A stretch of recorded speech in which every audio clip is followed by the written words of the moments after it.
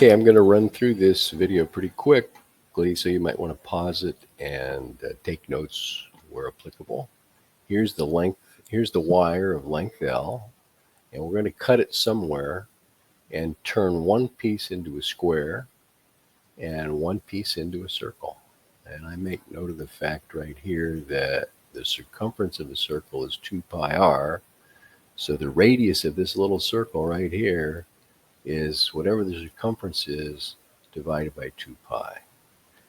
So the side of the square is x over 4 because the total perimeter is x. So the area of the square is x squared over 16.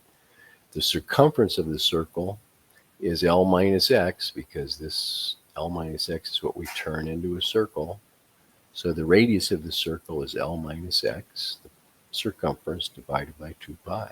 And now the area of the circle is pi times the radius squared.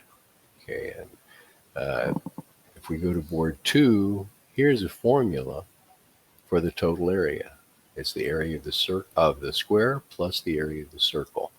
Now, since we're going to take the derivative of this, we could leave it like this, but it might be easier to square this binomial and simplify before taking the derivative.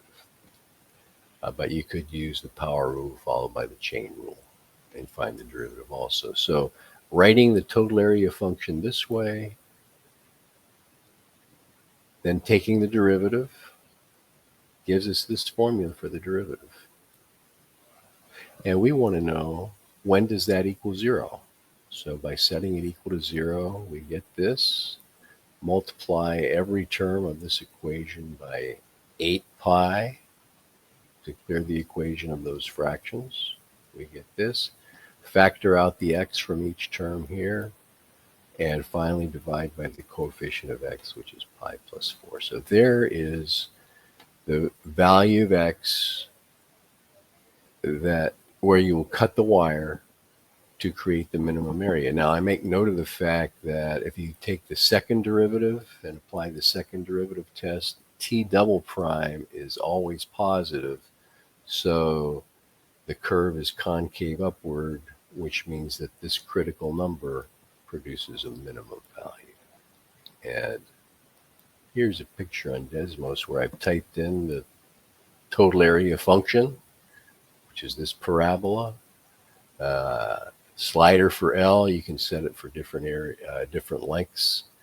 And there is 4L over pi plus 4 comma t of that value. You can see it's at the vertex of the parabola. And in this case, 4L over pi plus 4 is 7.16, generating that minimum area right there. Okay, there you go. Hope that helped. If you have any questions, post a comment.